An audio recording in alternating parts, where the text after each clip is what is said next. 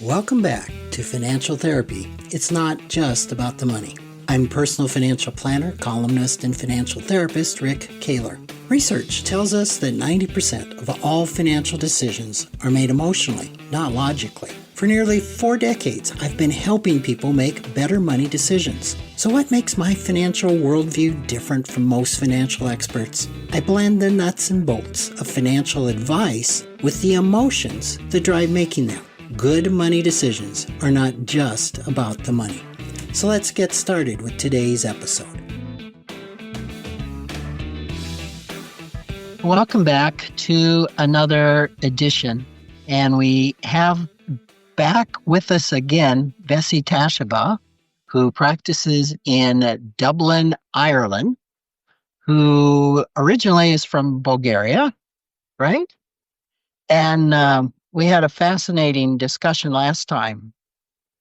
And I don't know if it was on the program or when we stopped the recording. We talked about exploring the financial therapy spectrum and a little bit about financial therapists, how to pick one. And I thought that would be an interesting topic. I don't know that I've ever really heard that discussed. Let's do it. All right. So tell me what is on your mind when you think of the financial therapy spectrum. Well, there are a couple of things. First is more obvious, but more of a Venn diagram, where it's, on the one side we have finance, and on the other side we have anything therapy related. So, and the overlap is financial therapy, right? But if we think about it as a spectrum, then, and I like to think it even more as like a magic quadrant type of situation. So you have 4 areas, and again, you have finance and psychotherapy, maybe like on the x-axis, and maybe on the y-axis you would have the depth. So let's say if you're using like a self-help book and you're reading it, that's it's not very, you're not working really in depth. You're beginning to learn. Maybe you're reading about money scripts, and you're like, oh, maybe I have, maybe this is a script I relate to, maybe I don't, right? But then if you work with someone, with a professional, then you're engaging with the topic. And then depending on what type of maybe financial therapist you're working on, it can go much, much deeper. And I would say maybe it's someone who comes from like a CBT kind of background. We're staying still very cognitive behavioral. Maybe that's enough, or maybe you need a financial coach who keeps you accountable. Probably it's a good rule of thumb to generalize to say, okay, save, 10% of your income. And you're like, well, I know that, I read that, but I need someone to keep me accountable. And maybe that works for you. But maybe the work needs to happen much, much deeper. Well, I know it needs to happen. I know I'm not doing it, and I just can't. It's not a matter of will. Or it's not like a kind of like a CBT trick, something that will just stop me from spending so much.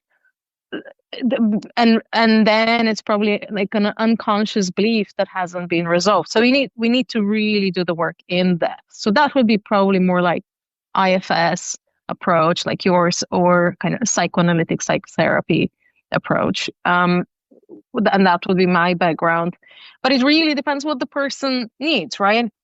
So it's not to say one is good and another one is bad. That could relate to how long the person is doing the therapy. But if we're thinking about the financial therapy professionals, it's, then we can look at, are they coming from like a mental health coach background? Are they a couples therapist? Are they like an addiction therapist? Do they only work with individuals? Do they work with children and adolescents? Or do they work with adults only? So, for example, I work only with adults and I only work with individuals. So if a couple was to come to me, I can't work with both of them. I can only work with one of them. They can go somewhere else for couples therapy, be that psychoanalytic psychotherapy or financial therapy. And then if we're looking at the financial side, there could be financial educators. We have a lot of them on social media. There are also great books. If they're financial coaches, someone who, they have a more of a check-in call. It's like, okay, do we got this done? Amazing. So it's closer to what you get in the gym if you have a personal trainer. Someone who encourages you and high fives and maybe gives you the hard love when you didn't do it as you discussed you will. You can have financial planners, financial advisors, and I'm sure you would be more on the financial side. What else is there? As you're talking, I've been drawing this this graph, and I have never considered it before. Because to your point, on the bottom I put financial therapy, and on the that the vertical is the x-axis depth, and so visually I am saying, okay, on the left hand side of the graph we really have dollar and cents focused, and you could be very light in that, or you could be very deep. Let's say like financial planning. And I just wrote financial planning at the top there. And then as you go to the right on the y-axis, you probably start getting into coaching, maybe what the planning profession calls financial life planning, coaching, maybe as far as depth. I put CBT right in the middle. Yeah. I don't know if CBT practitioners will be happy with that, but I would put it in the middle as well. Maybe to the middle right. Yeah,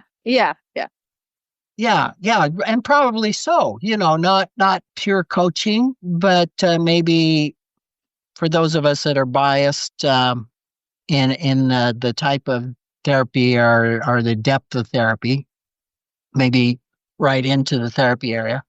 And then what would so in the top right would be psychoanalysis, maybe IFS, modalities that we think of as being normal therapeutic modalities. What would be in the lower right? It would be financial therapy, but not a lot of depth. I think if you're seeing a financial therapist who doesn't have deep psychotherapeutic background, as much as they have read, they're still a financial professional. You see where I'm going? So if you need someone who is really experienced with the numbers and maybe knows this is what you need to do with your taxes, and maybe you're a business owner and these are the tax credits you can get, and this is what you do with your 401k, etc. Then, maybe you need that practical stuff and you need that kind of expert. If you have challenges that are more like, okay, so I work mostly with people in the US, Ireland, and Bulgaria, and in Bulgaria in the 90s we had hyperinflation. That meant that either you were poor and the next day you were still poor, or you were rich one day and the next day you were poor. You're poor. Right. So, I mean, maybe you had savings, like, and there weren't anything impressive, but you still thought, this is for your grandchildren or whatever. And then the next day your grandchildren go to the bank and it's literally like 3 ice creams worth. Like, I'm not even exaggerating. Or you had a business and it just collapsed overnight. And now this is in the 90s, and in 1989, communists communism fell. So that meant, one type of money scripts during communism, then you have different money scripts, or, kind of the way society is working, the first half of the 90s. Then that is kind of like a new democracy, then and quite fragile yet. Then you have the second half of the 90s with hyperinflation. And then what they did with the local currency, it was, in a way, like probably economists would be laughing. It was kind of like hard wired. It's like 2 leva, roughly. The Bulgarian currency equals €1, and that has been static. It's a financial board. That was made to ensure that the economy stabilizes, and that's still the case until today. What's interesting is that on January 1st, Bulgaria is adopting the euro. Now, imagine all of the anxieties that are coming up for people, because the last time there was something going on with the currency and the euro was involved on some level. It was scary, right? So 1996, hyperinflation, and 1997, they did that, sorry about missing the term, kind of creating this as like a solid equation between the two. And this is how it works. Bulgarian leva to euro. Now, when I work with Bulgarian clients, there is such a strong money worship. There is a lot of money avoidance.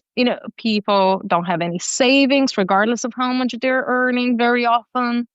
There is, at the same time, there can be money vigilance.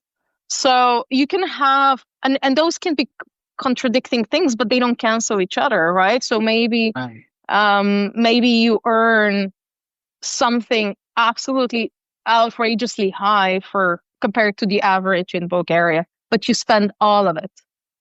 And so you spend on a lot of luxurious items, but then actually you don't allow yourself something small because part of you is feeling very vigilant and you don't deserve it. And money should not be spent. So there are like really contradictory situations, more extreme, I would say, because of that experience of hyperinflation. And that's, you're reminding me of the few clients that I have worked with that came out from under communism, and a different set of money scripts. And also a lady that lived in my town who went through the war. She was German, I believe, and just having a lot of flashback PTSD when we were going through some economic times with the fear my money's going to go to zero. Yeah, and those are real. So I can appreciate with Bulgaria adopting the euro, just the anxiety that can come up, even maybe not founded on what's different about this time, being triggered by I've been through this before. And also what's tricky about it, typically when nations are adopting the euro, there can be an inflation to a certain degree. So you actually get confirmation of that fear every day. And, obviously, if prices increase by 5%, that's not the same as hyperinflation. But it feeds on the anxiety. Yes. And those of us in the U.S. have no idea what hyperinflation is. Well, we've never been through it. We haven't had savings being reduced to buying 3 ice cream cones in our life. No. We can read about it, but we don't have that. We were going off the rails when we hit 9% here a couple of years ago, which isn't anywhere close to hyperinflation. So tying that back to the spectrum, and working with someone in that way, and I'm thinking in that lower right hand corner, I thought about, well, you might have maybe something like motivational interviewing uh, that might fit there, or positive psychology. Um, I'm I'm I'm not I'm not sure, but You know, that's I come from coming from a psychoanalytic background and more specifically object relations.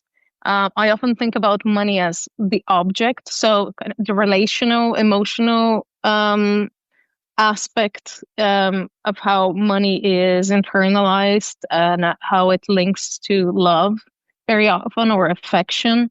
I find the money genogram very helpful.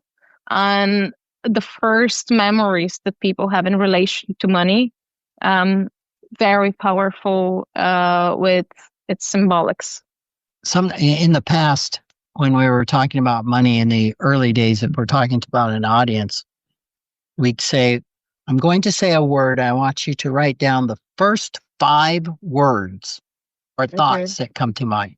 Mm-hmm. Are you ready? Yes, money.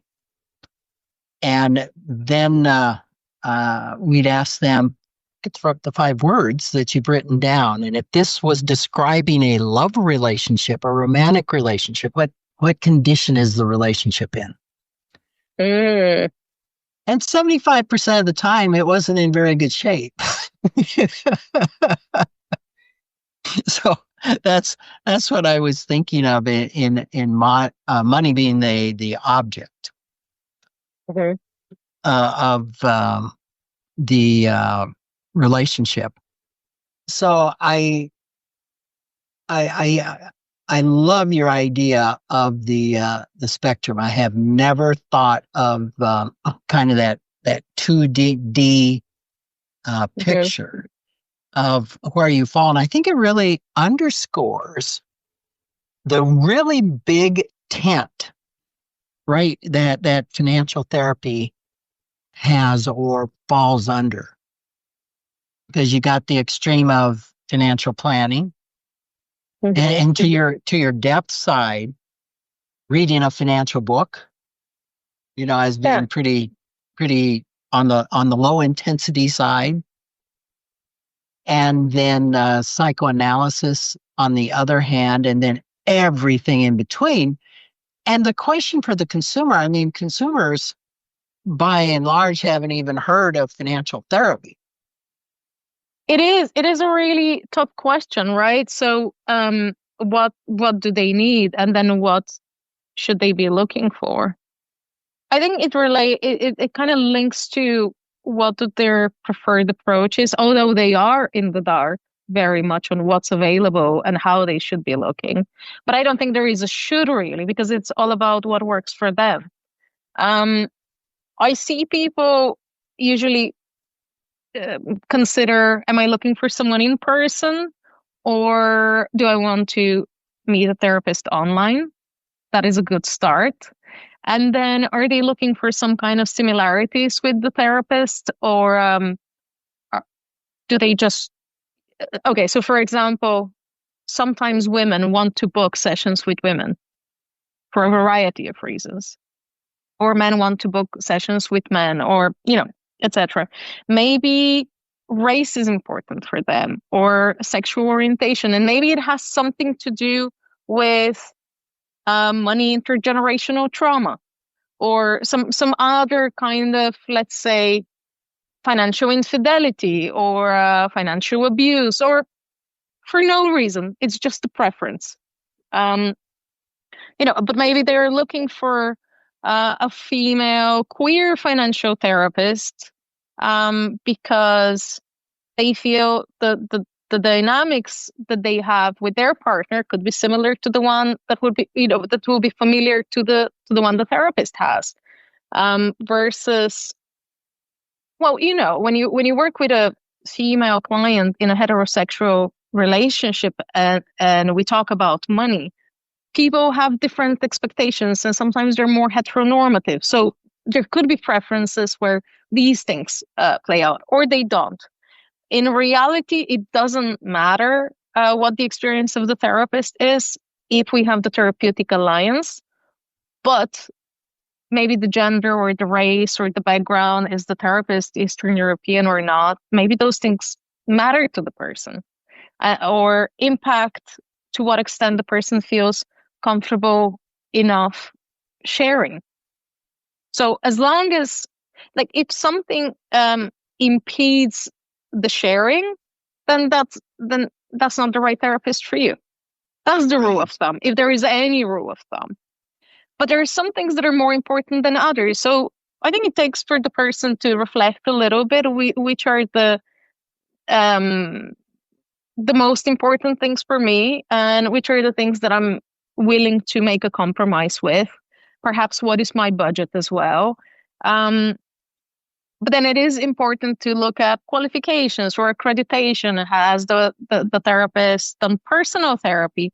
But you can ask any of those questions in a first session and see how you feel with the person. And there can be also some specialties. And usually therapists have those on, like, Psychology Today or on their website. And if they don't, you can ask, or maybe your friends can make recommendations. So I would say that's a good starting point for how to pick a therapist. But there is also no right or wrong way. Yeah, and what I'm taking away from what you just said is theoretically, it shouldn't matter to the therapist, the client's issues or background or culture, gender preferences, etc. It's still the therapeutic relationship. Yeah. To the client, however, it could matter a lot, to the extent that I think, you can correct me if I'm wrong, the most important aspect of a therapeutic relationship is the bond or the trust that the client has with the therapist or the practitioner. Would that be true? Well, that's again the therapeutic alliance. Okay, right. So to both sides is the therapeutic alliance. And now when we are working with someone who, I'll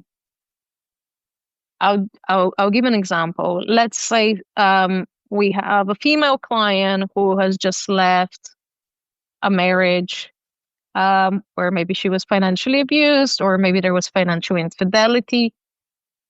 And things are maybe still very raw, or maybe it's way in the past. She divorced this man 20 years ago. Regardless, she might be comfortable or not having a male financial therapist. It could impact the therapeutic alliance, or it could challenge it and make it stronger. It depends what the readiness, the emotional readiness of the client is. And that's not to say, oh, you're too weak, that's why you go to a female financial therapist. No, if you prefer a financial therapist who is female for whatever reason, go with that. And if you want to have a male one, go with that, or or any gender. Right. Yeah. It helps the person feel safer. As you were talking too, I was thinking about the cultural backgrounds that could be important to the client. Like, I want to go to somebody that really understands hyperinflation. Mm-hmm.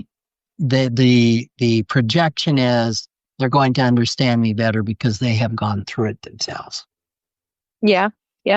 Or sometimes I find people they like that I come from a commercial background, that I've been an entrepreneur, I've worked in a VC firm, I've been an angel investor, I've worked in startups and corporates, and they like that I understand business. So I will not advise them on taxes. And I will tell them probably, it will be a waste of time to be working with me on your budgeting. We will not be doing that.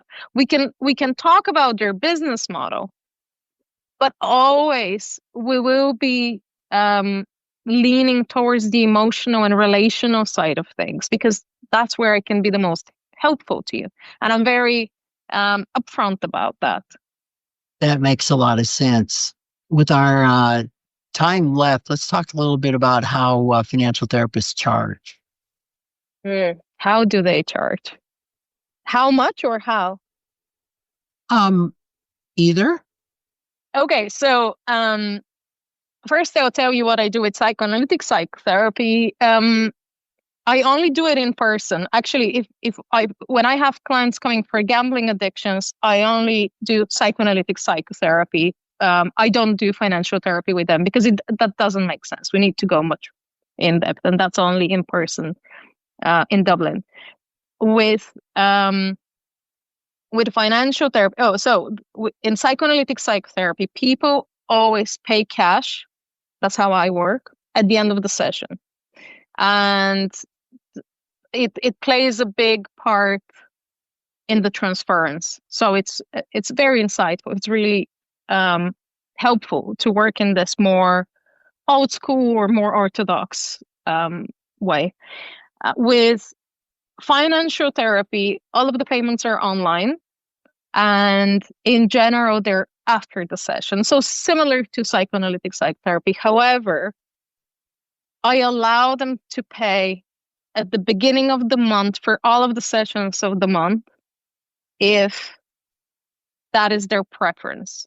And that is because some people feel they need to put that money away, otherwise it will be spent. So it feels more like a subscription. And then it's an expense they cannot avoid. Like, it just has to happen. Or an expense or an investment. So we can kind of work with the mindset there. However, if they have to pay it every week, for some it provokes a money vigilance piece where they feel they don't deserve to be spending on themselves, and they cannot. So it's not about not being able to financially afford it. Emotionally, they cannot allow themselves to be spending on themselves. Simultaneously, they can be overspending in other things. I find it really interesting working with social media influencers. So the earning is high and the spending is high. So what you can have all of the scripts there at once, and it's perhaps when people feel observed all the time, and that's literally their job, people to be looking at them. Everything that's going on in one's inner world is kind of exaggerated. You know, the challenges that the average client has, or you and me have, we're not observed, we're not monitored 24/7 the way maybe an influencer or a celebrity would feel. Now, this is fascinating. You have brought up some things. And for this segment, we're out of time, but I would love to do another segment and delve into what you have just said. Which part? Which part? All of them. All of them. Vessy, thank you so much for being with us, and let's continue this discussion. Thanks for joining me, Rick Kaler, for another episode of Financial Therapy. It's not just about the money. This is where I combine the nuts and bolts of financial advice with the emotions that drive making them. Remember, every financial behavior, whether it appears illogical to you or others, makes perfect sense when we understand the underlying beliefs, feelings, and thoughts. Sign up for my weekly blog at financialawakenings.com. I hope you'll join me again for our next episode.